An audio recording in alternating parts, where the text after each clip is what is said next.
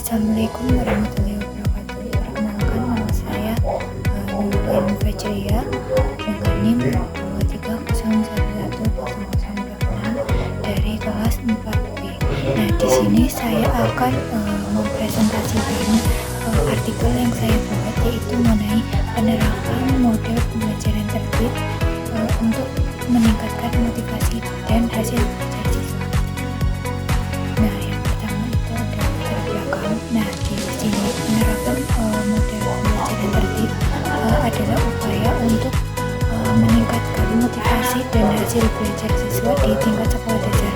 Nah, model tertib ini merupakan strategi pembelajaran yang memadukan 4 unsur utama, yaitu yang pertama ada thinking, yang kedua itu ada hearing, yang ketiga itu ada reading, dan keempat itu ada debating atau berdebat. Nah, yang ini yang bertujuan untuk mendorong partisipasi aktif siswa dalam kegiatan pembelajaran. Selanjutnya itu ada metode.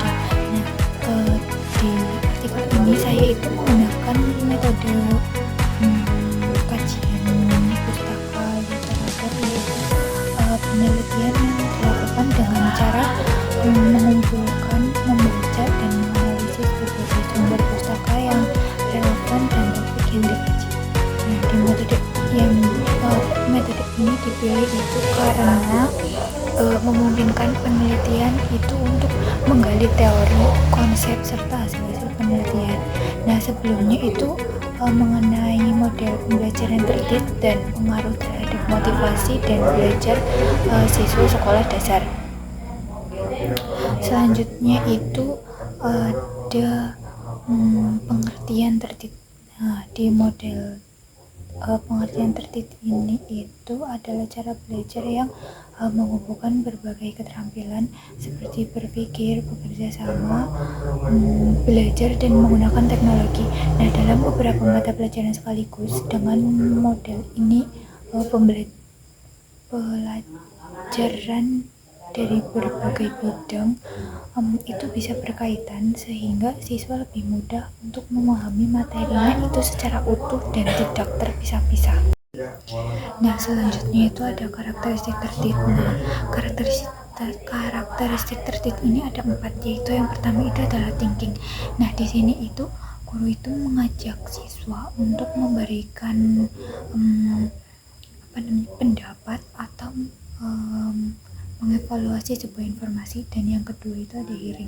Nah, di sini itu siswa diajarkan untuk mendengarkan guru secara seksama atau menyimak guru secara seksama apa yang sedang dijelaskan oleh guru tersebut. Nah, sedangkan yang ketiga itu ada reading. Nah, di sini itu bertujuan supaya siswa itu bisa memperdalam pemahaman mereka melalui kegiatan membaca aktif. Terus yang keempat itu adalah debating, yaitu memberikan kesempatan kepada siswa untuk berargumen atau memberikan pendapat secara logis dan menghargai pendapat lain. Yaitu ada kelebihan dan kekurangan. Nah, yang pertama itu kelebihan. Yang pertama itu ada meningkatkan keaktifan siswa. Nah, di model tertib ini mendorong siswa untuk aktif melalui kegiatan membaca, berpikir, mendengarkan, dan berdiskusi. Nah, siswa itu tidak hanya duduk dan mendengarkan guru, tetapi mereka juga dimintai untuk mencari informasi sendiri dan menyampaikan pendapat serta merespon ide teman-temannya. Nah, aktivitas ini itu menjadikan siswa itu sebagai pelaku utama dalam pembelajaran, bukan hanya sekedar menerima informasi dari guru. Nah, yang kedua itu ada melatih kemampuan berpikir. Nah, di sini siswa itu diasah untuk atau diajarkan untuk memberikan pendapat tentang apa yang diajarkan oleh guru atau saat teman itu melakukan presentasi. Nah, yang ketiga itu ada pemanfaatan teknologi. Nah, karena zaman sekarang itu kan teknologi sudah semakin maju, jadi itu memudahkan siswa dan guru itu lebih banyak mengakses informasi di media sosial dan bisa memberikan informasi yang lebih kepada kita. Nah, selanjutnya itu ada kekurangan. Kekurangan itu yang pertama itu memerlukan guru yang terampil. Nah, di penerapan model ini itu sangat membutuhkan guru yang memiliki pengetahuan dan keterampilan yang cukup dalam untuk mengaitkan berbagai aspek pelajaran. Guru itu harus memiliki pemahaman yang luas, kreativitas yang tinggi, serta kemampuan yang bagus. Nah, yang kedua itu memerlukan tambahan kurikulum.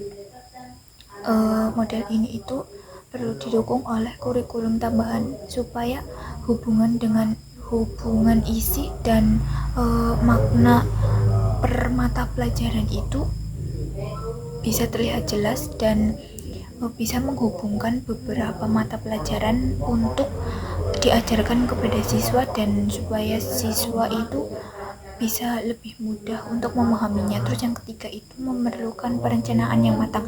Nah, jadi di model ini itu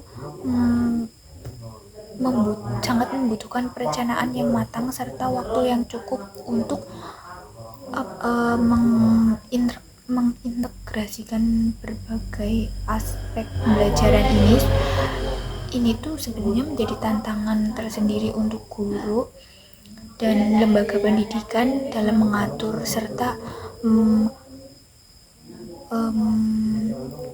sumber daya yang ada. Selanjutnya itu ada penerapan model tertib. Nah, jadi di model tertib ini itu terdiri dari thinking, reading, hearing, dan debating. Itu kita bisa diterapkan di beberapa mata pelajaran. Misalnya kita itu mengambil tema pembelajaran tentang kesehatan, yaitu fokus utamanya adalah mengembangkan keterampilan berkomunikasi. Nah, artinya itu di sini siswa diajak untuk menyampaikan informasi, menyimak pendapat teman, serta membaca dengan pemahaman dan tentu saja dengan berani menyampaikan pendapat saat berdiskusi atau berdebat. Nah, misalnya di model ini kita itu bisa diterapkan di 4 mata pelajaran seperti matematika, IPAS, bahasa, dan seni budaya. Nah, semua aktivitas di setiap mata pelajaran itu saling berkaitan sehingga pembelajaran itu terasa lebih menyatu dan bermakna. Misalnya, siswa itu bisa mengumpulkan data kebiasaan makan sehat di matematika, lalu membahas sistem pencernaan di IPAS, dan menulis laporan di bahasa Indonesia, dan bisa membuat poster atau bisa membuat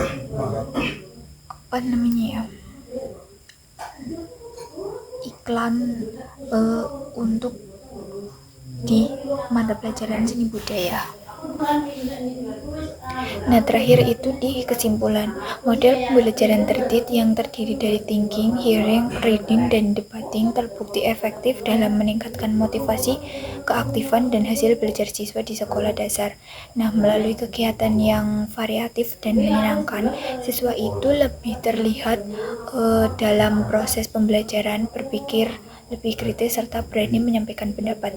Nah, penerapan model ini itu juga dapat diintegrasikan dalam berbagai mata pelajaran dengan pendekatan tematik sehingga itu bisa mendukung keterampilan di abad 21 ini seperti komunikasi, kolaboratif, berpikir kritis, dan reflektif. Oleh karena itu, tertib ini menurut saya layak menjadi alternatif strategi pembelajaran yang menarik dan bermakna bagi siswa.